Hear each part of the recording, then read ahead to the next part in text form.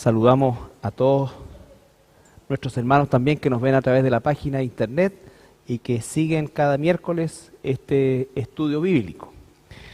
Bueno, ya desde hace largo tiempo hemos estado estudiando teología sistemática, ¿no es cierto? Este concepto de ordenar las doctrinas para que podamos profundizar y tener una visión panorámica de, bueno, primero tener una visión panorámica de cada una de ellas y por supuesto también profundizar en cada una de ellas con mucha mayor certeza respecto a lo que la Biblia nos dice respecto a esas doctrinas.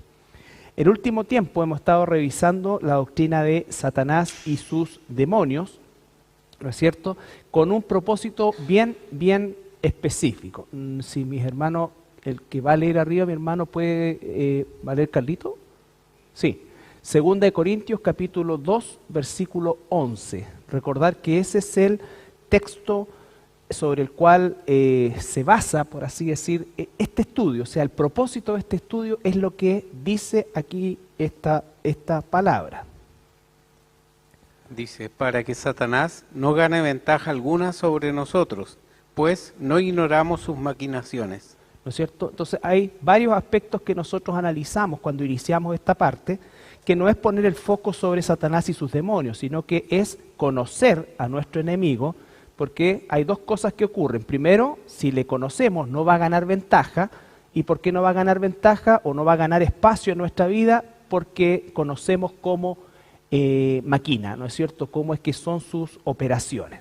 Y si nosotros pudiésemos resumir las principales características de la forma que tiene Satanás de operar, es una forma, diríamos nosotros, muy seductora. Él es el engañador, es el padre de mentira, es un instigador, en fin, una serie de aspectos que tienen que ver con la forma en cómo Satanás opera. Satanás no opera de formas burdas o de formas que pudieran ser evidentes, sino que lo hace socavando, ¿no es cierto?, nuestra vida espiritual, tentándonos con situaciones que incluso pueden parecer buenas por fuera, ¿no es cierto?, o tener una carcasa de bueno, pero que en verdad no glorifica a Dios en sí, ¿ya?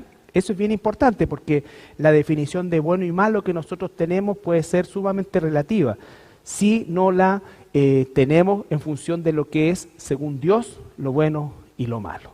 Bueno, y hemos tenido un recorrido de varias semanas ya, en las cuales estuvimos viendo, ¿no es cierto?, las características, las estrategias que la Biblia nos muestra, y llegamos la semana pasada allá a el tema de cómo defendernos de esta realidad, ¿no es cierto?, esta realidad de la existencia de un ser, de una criatura llamada Satanás y de quién sabe cuántas criaturas que componen el mundo de los ángeles caídos o los demonios, ¿ya? Y lo primero que tenemos que reconocer, obviamente, es que nos encontramos en un conflicto, pero es una guerra en la cual nosotros no estamos llamados a ganarla, nosotros estamos llamados a resistir. ¿Por qué? Porque la victoria ya ha sido obtenida por nuestro Señor Jesucristo. Y entonces, desde ese punto de vista, nosotros debemos conocer las armas, ¿no es cierto?, para una defensa efectiva, y que son, en cuestión, armas espirituales. Quisiera que viéramos 2 Corintios capítulo 10, versículo 4.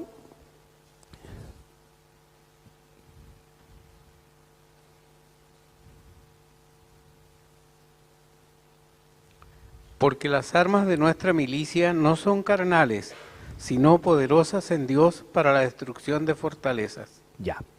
No son carnales, son poderosas en Dios, son espirituales y tienen un propósito: derribar, dice, fortalezas.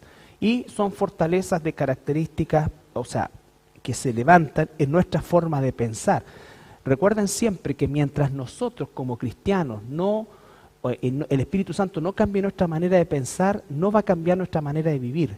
Porque una cosa es actuar como humilde y otra cosa es ser humilde delante de Dios.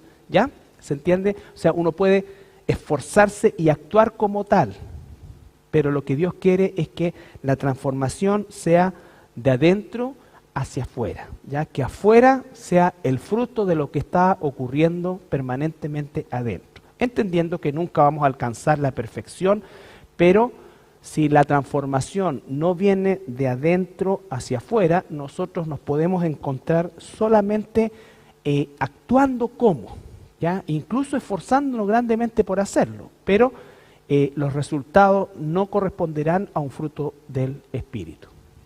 Entonces, la defensa es fundamental porque estamos en una batalla, ¿no es cierto? O estamos en medio de un conflicto, y en este conflicto también es importante que nosotros no lo veamos como que de repente Satanás está ganando, Dios está perdiendo. No, esto ya está ganado y nunca siquiera estuvo en juego, por así decir, la victoria de nuestro Dios, ¿ya?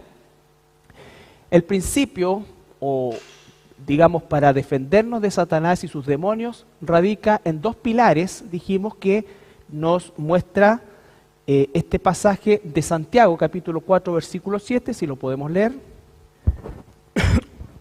Someteos pues a Dios, resistid al diablo y huirá de vosotros. Ya, entonces hay tres cosas que nos muestra ahí en el macro de ese versículo. Primero dice someternos a Dios, ¿recuerdan? Resistir al diablo. Si no nos sometemos a Dios, no podemos y no vamos a resistir al diablo. O sea, nos vamos a resistir al diablo en nuestras fuerzas. La fuerza de un hijo de Dios viene de estar sometido a Dios. Entonces primero dice, sométase a Dios, resista, que es la palabra que se utiliza, al diablo, y la consecuencia de eso será que el diablo huirá de nosotros.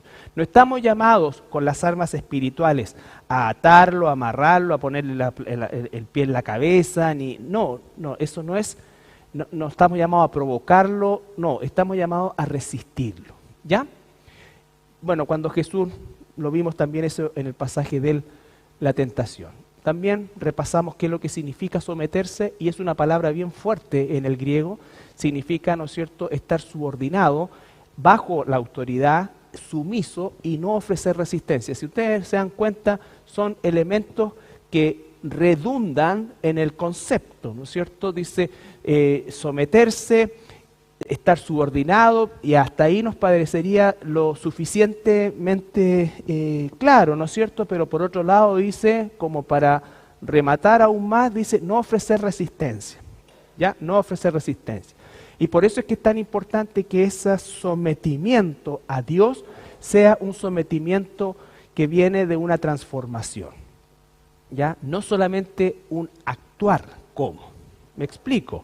Si, por ejemplo, yo le digo, supongamos tuviera una autoridad sobre alguno de ustedes desde el punto de vista como un jefe, ¿ya? Y te llamo porque cometiste un error y quiero que tú vengas a dar las razones, ¿no es cierto?, de la situación, y te digo, ya, mira, esta situación es la siguiente, siéntate, ¿ya?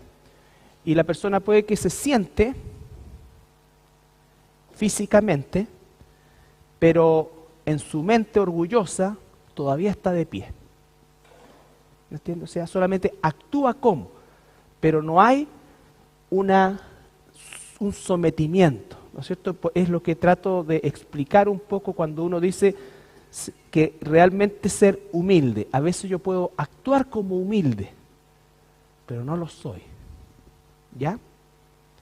Yo sé que va a ser difícil la diferencia porque nosotros estamos acostumbrados a actuar, pero no hacer, ¿ya? Que viene como es como una esencia en nuestro ser propiamente tal, ¿ya? Y hablamos del sometimiento, la oración, el Padre Nuestro, ¿no es cierto? Hágase tu voluntad. Jesucristo dice, mira, estoy en una situación crítica, sin embargo, que no se haga mi voluntad sino la tuya. Eso es el someterse a Dios, ¿ya? Ese es el someterse a Dios. Nuestros miembros, nuestro cuerpo, someternos a Dios. En el matrimonio, recuerda, antes de dar o de desplegar una serie de indicaciones, por así decir, en relación al matrimonio, lo primero que dice Efesios ahí, ¿no es cierto?, es sométanse unos a otros al Señor. Y después dice las casadas y comienza a dar las indicaciones. Pero si no hay un sometimiento, entonces va a ser solamente una forma de actuar, solamente actuar, ¿ya? ¿Y qué pasa cuando actuamos? que en algún momento dejamos de actuar, pues, y sale lo que realmente somos. Sale lo que realmente somos, ¿ya? Bueno, a las autoridades tanto del sistema humano como a los pastores, y el llamado principal del sometimiento es buscar eso, ¿no es cierto? La santidad. Entonces lo primero es someternos a Dios. Lo segundo es resistir al diablo, que es un poco lo que vamos a ver el día de hoy. Ahora, con todo lo que hemos visto anteriormente, es suficiente información para nosotros ya tener una claridad meridiana respecto a cómo vamos a resistir al diablo. Si nosotros nos sometemos a Dios, el fruto, el efecto, la consecuencia de ese sometimiento a Dios, de por sí, es la resistencia al diablo. ¿Ya? Si en verdad me estoy sometiendo a Dios, estoy resistiendo al diablo. ¿Ya? Por eso es que el defendernos de los ataques de Satanás es algo que no tiene que ver con conjuros, no tiene que ver con acciones necesariamente que nosotros tengamos que hacer o inventar, sino con someternos a Dios. El sometimiento a Dios no es pasivo, es un sometimiento en la práctica. ¿Por qué? Porque nos sujetamos a lo que Él dice, ¿no es cierto? Si Él dice, cuando somos ofendidos, ¿cuál es mi pensamiento? ¿No es cierto? Puede ser de distintas maneras, pero habitualmente, ¿no es cierto?, queremos que alguien nos pida perdón, a lo menos, ¿no es cierto? Estoy pensando en términos generales. Pero cuando nos sometemos a Dios, nosotros no necesitamos, como hijos de Dios, nuestra naturaleza carnal va a querer una cosa, pero de corazón yo lo que quiero es honrar a Dios. Y no es que sea más fácil, es que nace con la motivación correcta. Entonces, perdono, paso por alto la ofensa, en fin, lo que sea el punto en cuestión. ¿Se entiende un poco la diferencia?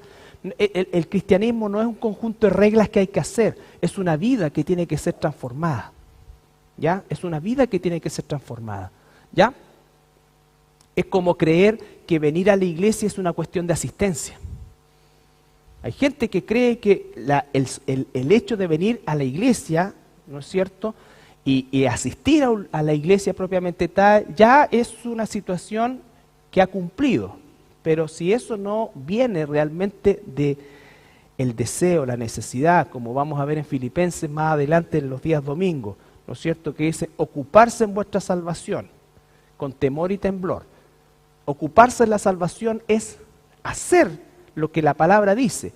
Y cuando somos fieles en eso, el versículo siguiente dice, Dios va a poner el querer y el hacer. Pero primero tengo que ocuparme. Es como cuando nosotros como cristianos oramos, lo veíamos en la mañana con mis hermanos, oramos, Señor, por favor, dame hambre por tu palabra. Y quiero decirte que en ninguna parte de la Biblia dice que te dará hambre por la palabra así de la nada. Tienes que someterte, obedecerlo. Y Dios va a poner el querer y el hacer. O sea, algo que viene por una obediencia, entendiendo que esa obediencia no es algo solamente mecánico, sino que es el propósito de Dios, que yo venza una tendencia natural. Porque mi tendencia natural, aún siendo cristiano, es no leer la palabra.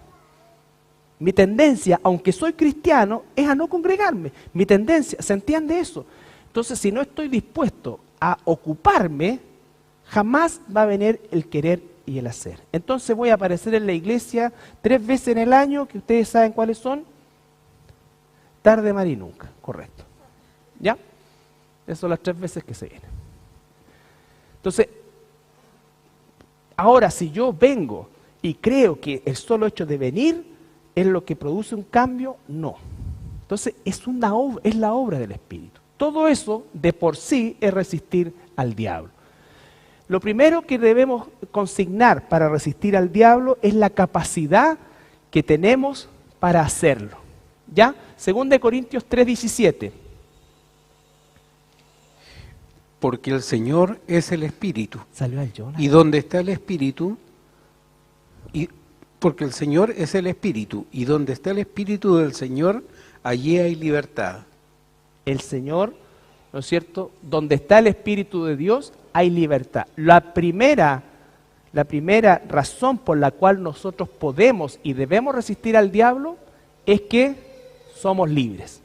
Hemos sido liberados de las tinieblas a la luz, ya no somos esclavos del pecado.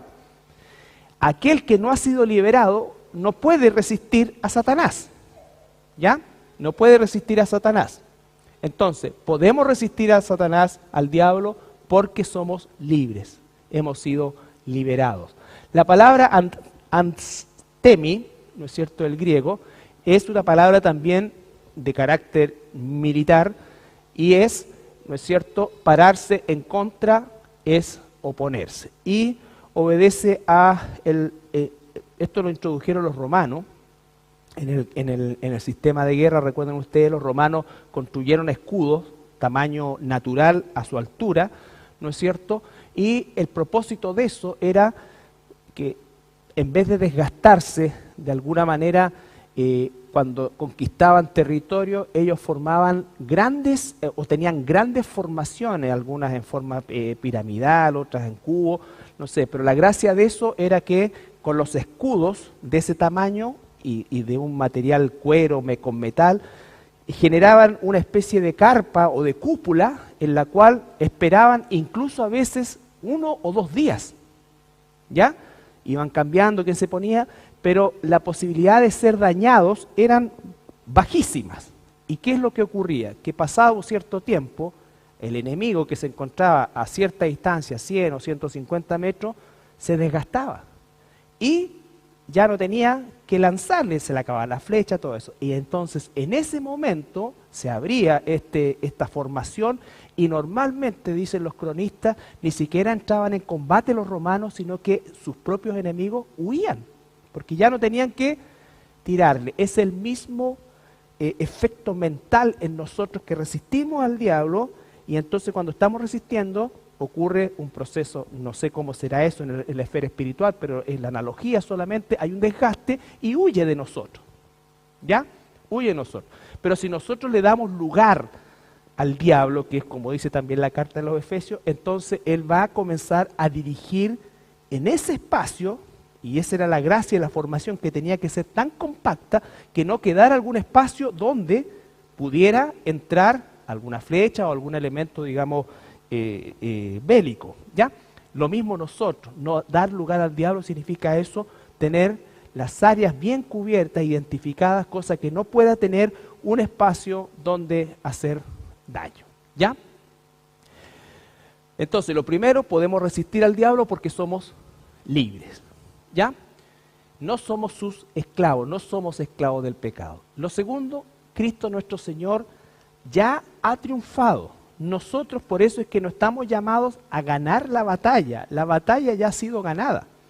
Nosotros estamos llamados a resistir un periodo de tiempo determinado mientras avanzamos en este proceso de nuestra vida física, humana, ¿no es cierto?, hasta que el Señor nos lleve y sea el momento en que nosotros definitivamente sacamos los escudos o terminamos nuestra formación como iglesia y vamos a su presencia. Juan 16:33. Cosas os he hablado, para que en mí tengáis paz.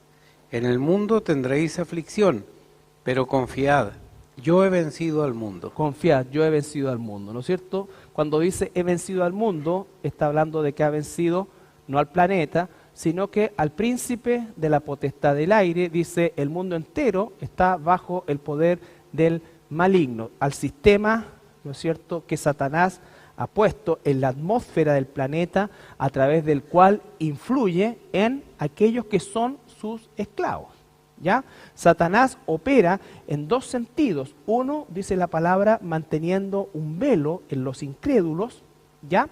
Y en el caso de los que hemos nacido de nuevo por la gracia de Dios, su intento va a ser inutilizarnos, ¿no es cierto? Hacer que nosotros distraigamos la vista de las cosas de arriba y nos obsesionemos por las cosas de abajo, por así decir, ¿ya? Entonces no le demos una escala, no tengamos una escala de prioridades espirituales, que no significa ser espiritista.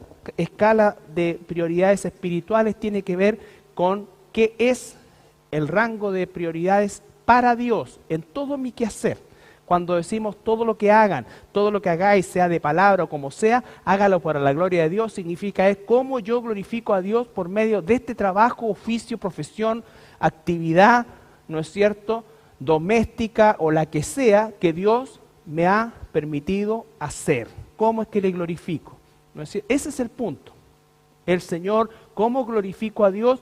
Con las finanzas que Él me provee. ¿Cómo glorifico a Dios con el tiempo que Dios me provee? ¿Cómo glorifico a Dios por medio de la inteligencia que Dios me ha dado? ¿Cómo glorifico a Dios por medio de la profesión que me ha permitido tener? ¿Cómo?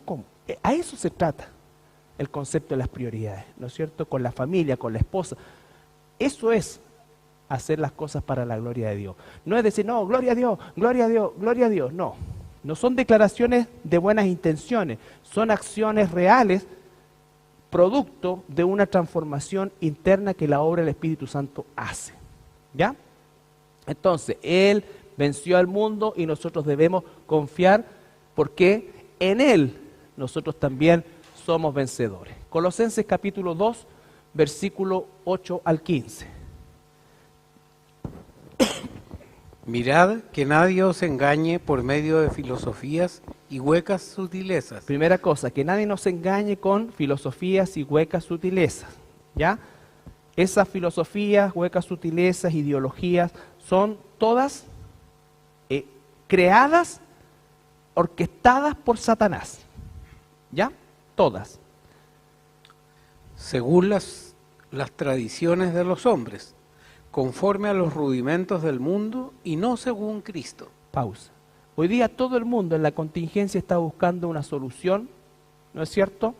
Y no nos vamos a meter en esa área, pero obviamente como hijos de Dios, no, aunque las cosas de alguna manera, entre comillas, mejoren si se logran hacer ciertas cosas, nosotros sabemos que el destino de la humanidad es finalmente llegar a un gobierno mundial y que detrás de esto hay un proceso que tiene que pasar justamente por toda esta serie de crisis para llegar al clamor mundial de decir, ¿sabes qué? Los problemas de los países ya no son problemas puntuales, estos son problemas globales. Todos tenemos el problema del asunto climático, todos tenemos problemas, ¿no es cierto? No hay en este mundo nadie que no le deba al Fondo Monetario Internacional, todos tienen problemas con la salud, todos tenemos los mismos problemas. Por lo tanto, necesitamos alguien que ya no tenga políticas de carácter locales, sino que políticas de carácter globales, ¿no es cierto?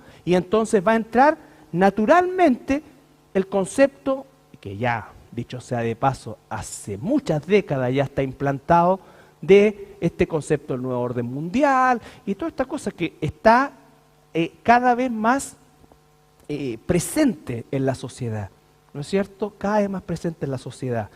Ya todo va apuntando hacia eso. Entonces aquí ya no se trata ni de izquierda, ni de derecha, ni de centro, ni ninguna cosa por el estilo. Todos esos paradigmas hoy día no han sido suficientes y están todos fracasados humanamente, ¿no es cierto? Nacieron muertos para nosotros, pero humanamente están completamente fracasados. Lo que necesitamos es alguien, ¿no es cierto?, que logre encauzar al planeta. Que no haya fronteras, ¿no es cierto?, que no existan divisiones de países, que exista un ejército mundial, desarmemos a todos, ¿no es cierto?, y que solamente exista un gran ejército mundial que ya tiene una raíz que es la famosa OTAN, y todas estas cosas por el estilo. Para el mundo eso le va a parecer casi conspiranoico, ¿no es cierto? Entonces el mundo ha ridiculizado esas cosas, pensando que esto se trata del Dr. Fay, de Salfate, de todos estos personajes, ¿no es cierto? Pero esa es la realidad de las cosas, hacia allá va. Hacia allá va. ¿Ya? Porque la Biblia lo dice. Ya de hecho hay un proyecto de división del mundo en 10 federaciones. Recuerden que el anticristo es un cuerno pequeño que comienza a gobernar con 10 reyes. de la tierra. ¿Ya?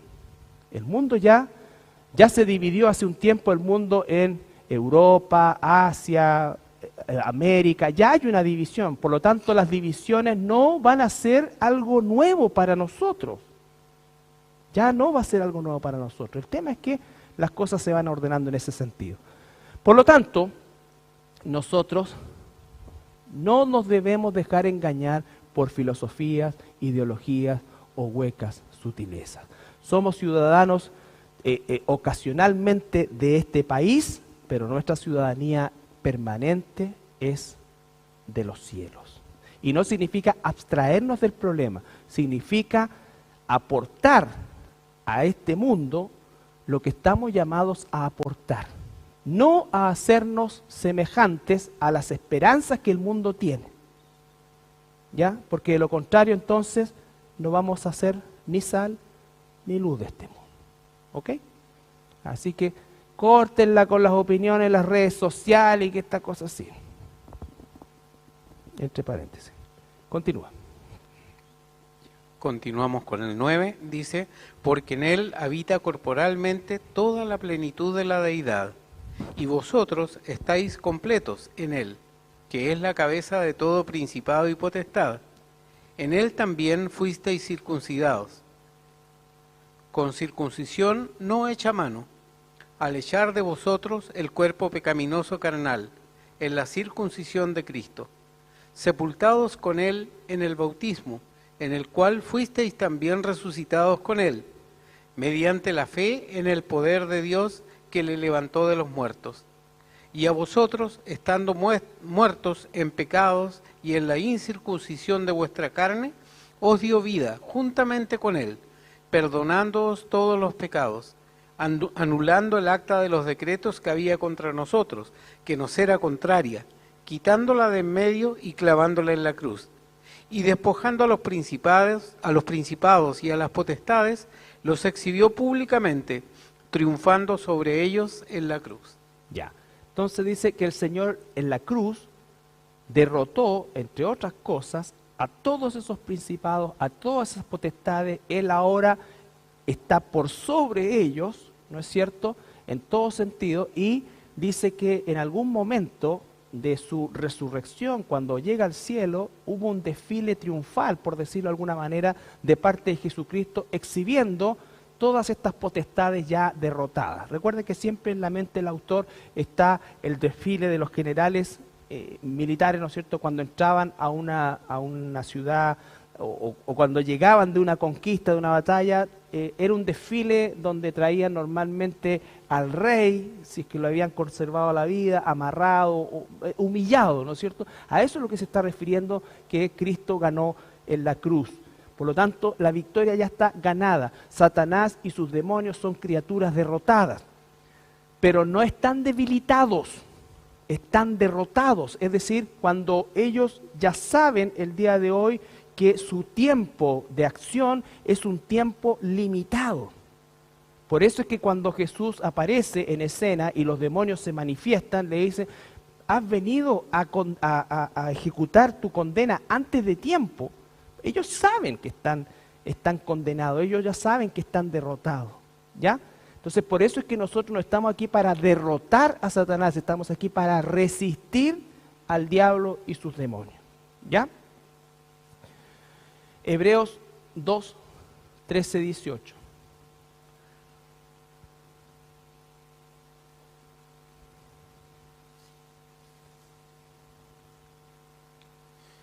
Y otra vez, yo confiaré en él. Y de nuevo, he aquí, yo y los hijos que Dios me dio. Así que, por cuanto los hijos participaron de carne y sangre, él también participó de lo mismo, para destruir por medio de la muerte al que tenía el imperio de la muerte. Pausa. Eso es parte de las obras de Jesucristo. A través de su muerte, ¿no es cierto?, destruyó al que tenía el imperio de la muerte. Su muerte fue vicaria, ¿no es cierto?, sustitutiva y además suficiente para cubrir el pecado. Pero además, la resurrección hace que no solamente venza al que tenía el imperio de la muerte y lo derrote, sino que además, por medio de esa derrota, o de ese triunfo, mejor dicho, de nuestro Señor Jesucristo, al resucitar, Él legalmente puede imputarnos vida a lo que teníamos muerte. ¿Ya? Esto es al diablo, y librar a todos los que por el temor de la muerte estaban durante toda la vida sujetos a servidumbre. Porque ciertamente no socorrió a los ángeles, sino que socorrió a la descendencia de Abraham, por lo cual debería ser en todo semejante a sus hermanos, para venir a ser misericordioso y fiel, sumo sacerdote en lo que a Dios se refiere, para expiar los pecados del pueblo. Pues, en cuanto él mismo padeció siendo tentado, es poderoso para socorrer a los que son tentados. Ya, ¿no es cierto? Dice ahí también al final que él, al haber sido un ser humano igual que nosotros, ¿no es cierto? Él puede socorrernos porque sabe lo que significa ser tentado. Él no pecó nunca, pero fue tentado en todo, dice la palabra. ¿Ya? Bueno, triunfantes por la fe. Entonces, podemos resistir al diablo porque somos libres, podemos resistir al diablo porque ya es una criatura derrotada, ¿no es cierto? Podemos resistir al diablo porque hemos nacido de nuevo y hemos recibido fe de Dios para creerle a Dios. ¿Ya? Según de Corintios 2, 14. Más a Dios gracias, el cual nos lleva siempre en triunfo en Cristo Jesús, y por medio de nosotros manifiesta en todo lugar el olor de su conocimiento. Ya. Gracias sean dadas a Dios que nos da la victoria en Cristo Jesús, ¿no es cierto? Creemos en esa victoria, ¿no es cierto? Porque esa victoria no la hemos conseguido nosotros, es una victoria que consiguió Jesús. Si se dan cuenta, nunca aparecemos nosotros. Primera de Juan 5:4.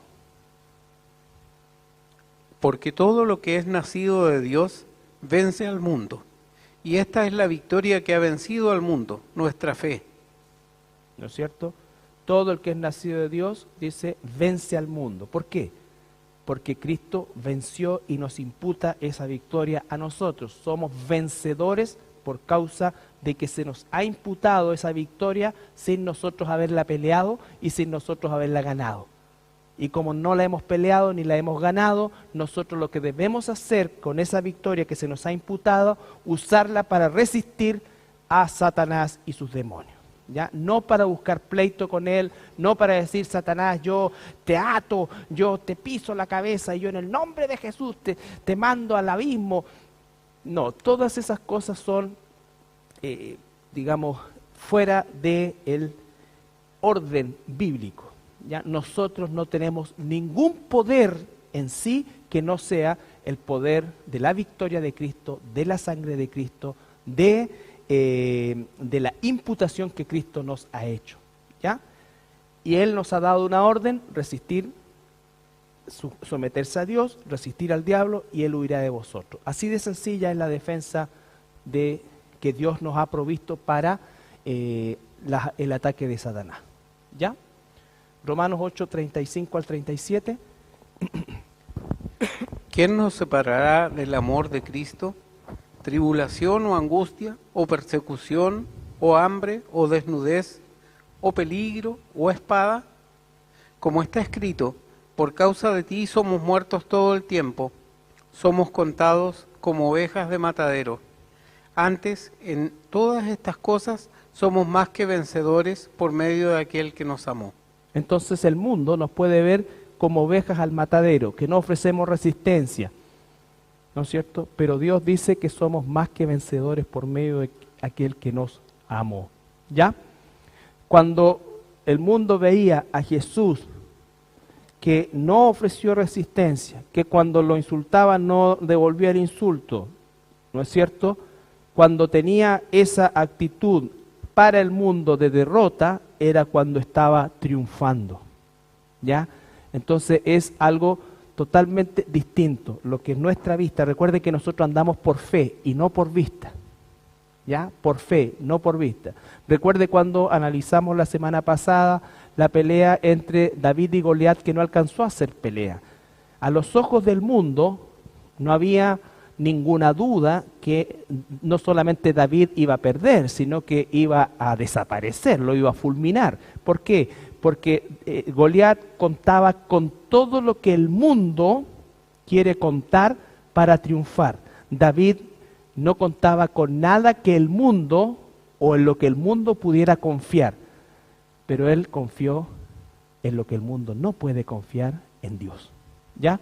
David tomó la piedra, David lanzó la piedra, pero Dios dirigió esa piedra exactamente al punto donde no tenía la protección y donde solamente era la única opción que tenía.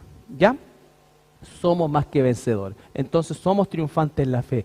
Resistimos al diablo porque hemos sido liberados, resistimos al diablo porque la victoria ya ha sido obtenida por nuestro Señor, resistimos al diablo y somos además triunfantes delante de Él, no en batalla, sino que en resistirlo. ¿Por qué? Porque Él es una criatura ya derrotada.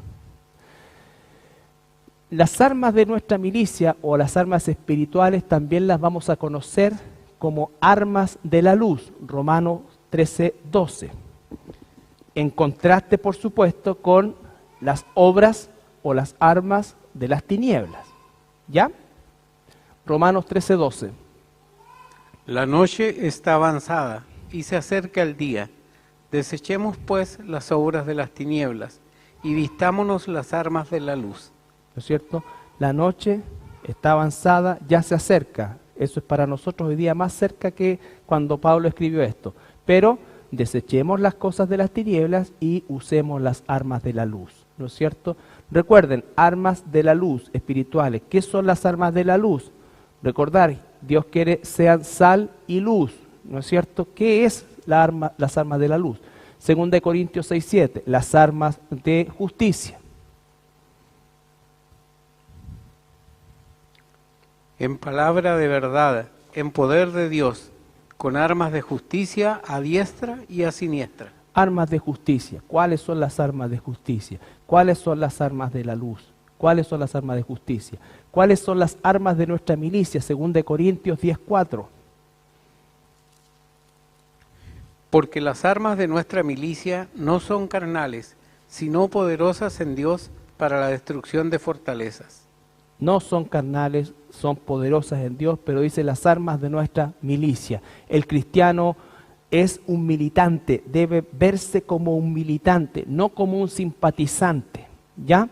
Entonces, cuando nosotros reconocemos nuestra milicia, vamos a reconocer también esas armas. Y Efesios 6, 10 y 11 solamente habla ya de la descripción de esta armadura, ¿ya? Por lo demás, hermanos míos, fortaleceos en el Señor y en el poder de su fuerza. Vestíos de toda la armadura de Dios, para que podáis estar firme contra las acechanzas del diablo.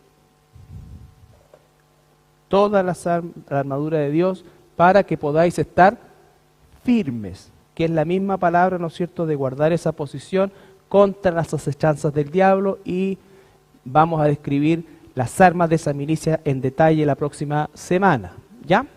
Pero ahí tenemos la descripción de cuáles son nuestras armas espirituales, armas de luz, armas de justicia, armas de nuestra milicia, la armadura. Eso es lo que dice de nuestro arsenal, ¿no es cierto?, para resistir al diablo, ¿ya? Toda otra cosa que nosotros queramos encontrar en la Escritura va en esta dirección, ¿ya?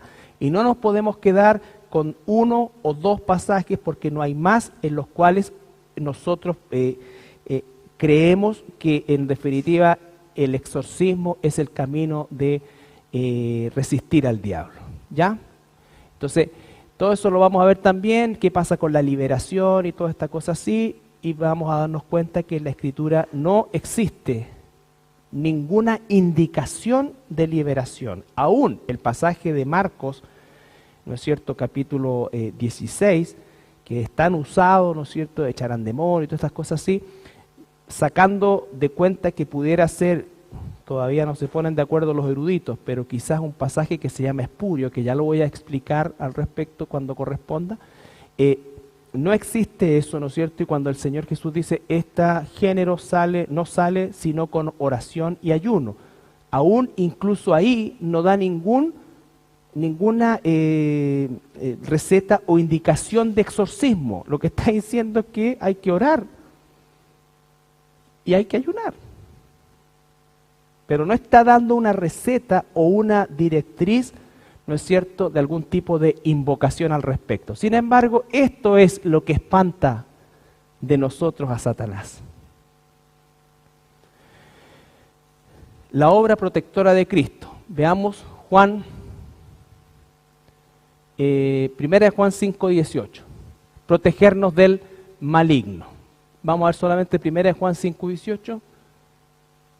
Después anoten Juan 17, 15, 20, que es parte de la oración sacerdotal.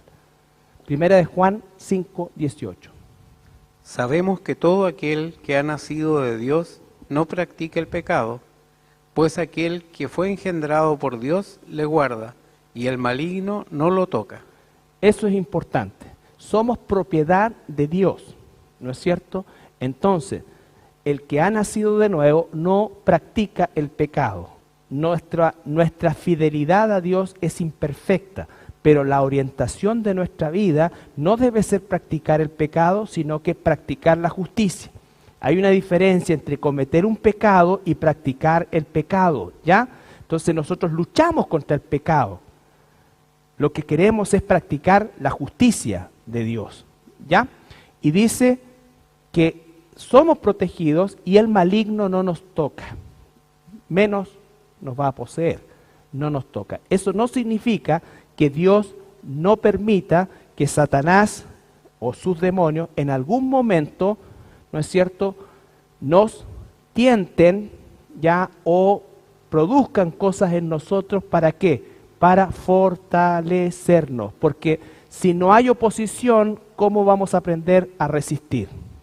¿Ya? Entonces, tiene que ver con eso. Pero todo está bajo el control de Dios. Todo está bajo el control de Dios. Satanás no va a hacer nada que Dios no le permita hacer. ¿Ya? Y recuerden Jesús delante de Pilato, que es un pasaje archiconocido, pero no nos cansamos de entender el trasfondo real de eso. Jesús ya oró en el Getsemaní, ya le pidió al Padre si era posible. El Padre le dijo que no. ¿No es cierto? Pero lo consoló y afirmó su espíritu. Y entonces cuando está Jesús delante de Pilato, ya está en control y sabe quién tiene el control de todo lo que está pasando. Por eso Pilato, en su visión humana, física, él dice, ¿cómo se te ocurre no contestarme? Yo tengo el poder para matarte o soltarte. Y Jesús le dice, no en un tono despectivo ni faltándole el respeto, le dice una verdad: tú no tienes ningún poder que no te haya sido dado de arriba. O sea, lo que está pasando no lo estás permitiendo tú, lo está permitiendo Dios. Hay un propósito detrás de esto que tú desconoces completamente y es Dios el que te está permitiendo. ¿Ya? También nos defiende delante del Padre, el pasaje que dice, ¿no es cierto?, ahí en 1 de Juan 2:1. 1 de Juan 2:1. Solamente el 1. Hijitos míos, estas cosas os escribo para que no pequéis. Y si alguno hubiere pecado, abogado tenemos para con el Padre, a Jesucristo el justo. Ya, a Jesucristo el justo, ¿no es cierto?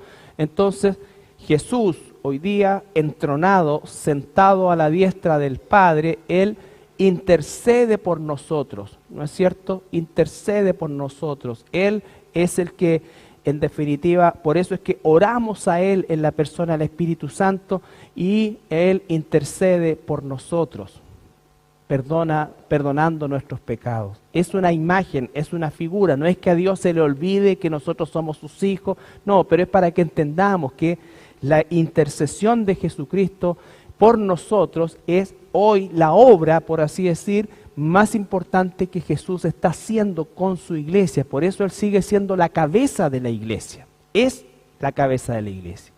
y la obra transformadora del Espíritu Santo.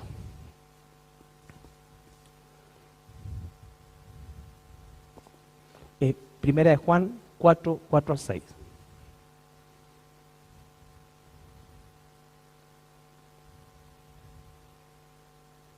Hijitos, vosotros sois de Dios y los habéis vencido, porque mayor es el que está en vosotros que el que está en el mundo. Ellos son del mundo, por eso hablan del mundo, y el mundo los oye. Nosotros somos de Dios.